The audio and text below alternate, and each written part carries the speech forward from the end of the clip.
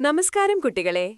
ഇന്ന് നമ്മൾ പഠിക്കാൻ പോകുന്നത് പാറോ ആനന്ദ് എഴുതിയ റൂറു എന്ന കങ്കാരിക്കുട്ടിയുടെ രസകരമായ ഒരു കഥയാണ്.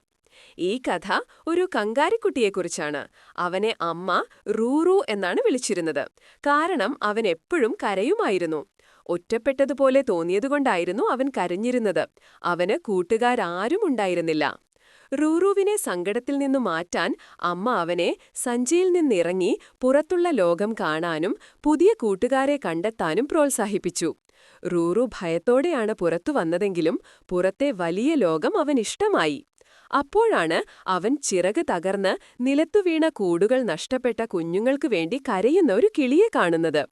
കിളിയുടെ ദുരിതം കണ്ട റൂറുവിന് വലിയ വിഷമം തോന്നി. ഉടൻ തന്നെ തന്റെ അമ്മയുടെ സഞ്ചി സുരക്ഷിതമായ ഒരിടമാണെന്ന് അവന് തോന്നി. റൂറു സ്വന്തം അമ്മയുടെ സഹായത്തോടെ ആ കിളിക്കുഞ്ഞുങ്ങളെ മുഴുവൻ തന്റെ അമ്മയുടെ മൃദുവായ സഞ്ചിയിൽ കയറ്റി സുരക്ഷിതരാക്കി. ഇപ്പോൾ കിളികൾ സന്തോഷത്തോടെ പാടാൻ തുടങ്ങി. റൂറുവിനും പാടാൻ പഠിപ്പിച്ചു.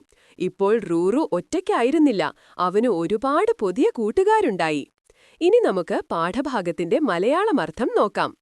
ഇതൊരു റൂറു എന്ന കങ്കാരിക്കുട്ടിയുടെ കഥയാണ്. കങ്കാരുവിന്റെ കുഞ്ഞുങ്ങളെ ജോയ്സ് എന്നാണ് വിളിക്കുന്നത്. നായയുടെ കുഞ്ഞിനെ പപ്പി എന്നും പൂച്ചയുടെ കുഞ്ഞിനെ കിറ്റൻ എന്നും വിളിക്കുന്നത് പോലെ.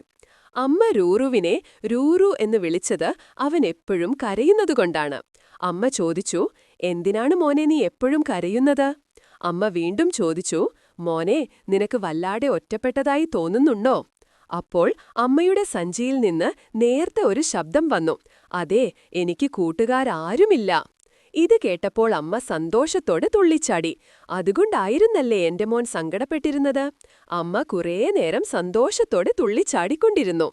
അമ്മ പറഞ്ഞു, "റൂറു, ഇപ്പോൾ സമയമായി മോനെ. എന്റെ സഞ്ചിയിൽ നിന്നു പുറത്തുവന്ന് പുറത്തുപോയി കൂട്ടുകാരെ ഉണ്ടാക്കൂ." പേടിച്ചു വിറച്ചുകൊണ്ട് പതുക്കെ അമ്മയുടെ സഞ്ചിയിൽ നിന്ന് റൂറു തല പുറത്തേക്കിട്ടു. ദൈവമേ, ഈ ലോകം എത്ര വലുതാണ്, എത്ര മനോഹരമാണ്, എത്ര നിറങ്ങൾ, ശബ്ദങ്ങൾ, സുഗന്ധങ്ങൾ! പക്ഷേ റൂറു പെട്ടെന്ന് പേടിച്ചു. പുറത്തെ ഇത്ര വലിയ ലോകം അവനെ പേടിപ്പിച്ചു. അമ്മ അവനെ മെല്ലെ തലോടി ആശ്വസിപ്പിച്ചു. പിന്നീട് റൂറു സ്വയം പുറത്തുവരാൻ ശ്രമിച്ചു. ഒടുവിൽ അവൻ സഞ്ചിയിൽ നിന്ന് പുറത്തുവന്നു. താഴെയുള്ള ചില്ലയിൽ ഒരു കിളി പാട്ടുപാടുന്നുണ്ടായിരുന്നു. കിളിയോട് പാട്ടു പഠിപ്പിച്ചു തരാമോ എന്ന് ചോദിക്കാൻ റൂറു ആഗ്രഹിച്ചു. പക്ഷേ കിളി പറന്ന് അടുത്ത മരത്തിൽ പോയിരുന്നു. റൂറു ദേഷ്യത്തോടെ വിളിച്ചു, "റൂറു, പോകരുത്!" കിളി മറുപടി പറഞ്ഞു, "എനിക്ക് നിൽക്കാൻ കഴിയില്ല, ഒരു വലിയ ദുരന്തം സംഭവിച്ചിരിക്കുന്നു." റൂറു ചോദിച്ചു, "എന്തു പറ്റി?" കിളി സങ്കടത്തോടെ പറഞ്ഞു, "കഴിഞ്ഞ രാത്രി വലിയൊരു കൊടുങ്കാറ്റ് വന്നു. എന്റെ കൂട് തകർന്നുപോയി. എന്റെ കുഞ്ഞുങ്ങളെങ്ങാനും നഷ്ടപ്പെട്ടു പോയാലോ എന്നെനിക്ക് പേടിയുണ്ട്. ഞാൻ പാട്ടു പാടുകയായിരുന്നില്ല, എന്റെ കൂട്ടുകാരനെ വിളിക്കുകയായിരുന്നു. ഞങ്ങൾ ഒരുമിച്ച് വേഗത്തിൽ കൂട് ശരിയാക്കാൻ പോകുകയാണ്." റൂറു കിളിയോടൊപ്പം നടന്നു. കിളിക്കുഞ്ഞുങ്ങൾ നിലത്ത് ദുരിതത്തിലായി കിടക്കുകയായിരുന്നു. അവരുടെ കരച്ചിൽ കേട്ട് കിളിയുടെ കൂട്ടുകാരൻ പറന്നെത്തി. ആ രണ്ടിനെയും സങ്കടത്തോടെ കണ്ടപ്പോൾ റൂറുവിനൊരു ബുദ്ധി തോന്നി. റൂറു പറഞ്ഞു, "എനിക്കൊരു സ്ഥലം അറിയാം. അവർക്ക് പറക്കാൻ കഴിയുന്നതുവരെ അവിടെ സുരക്ഷിതമായി ഇരിക്കാം." അങ്ങനെ റൂറുവിന്റെ സഹായത്തോടെ അമ്മ ആ കിളിക്കുഞ്ഞുങ്ങളെ മുഴുവൻ തന്റെ മൃദുവായ സഞ്ചിയിൽ വെച്ചു. അവിടെ അവർക്ക് ഒരു അപകടവും ഉണ്ടായിരുന്നില്ല. കിളികൾ സന്തോഷത്തോടെ പാടാൻ തുടങ്ങി. റൂറുവിനെയും അവർ പാട്ടു പഠിപ്പിച്ചു. ആ രാത്രി റൂറു പതുക്കെ അമ്മയുടെ സഞ്ചിയിൽ കിടന്നുറങ്ങി. അവനിനി ഒറ്റയ്ക്കായിരുന്നില്ല. പാറോ ആനന്ദ് ഒരു പ്രശസ്ത ഇന്ത്യൻ എഴുത്തുകാരിയാണ്. പ്രധാനമായും കുട്ടികൾക്കും യുവ വായനക്കാർക്കും വേണ്ടിയാണ് അവർ കഥകൾ എഴുതുന്നത്.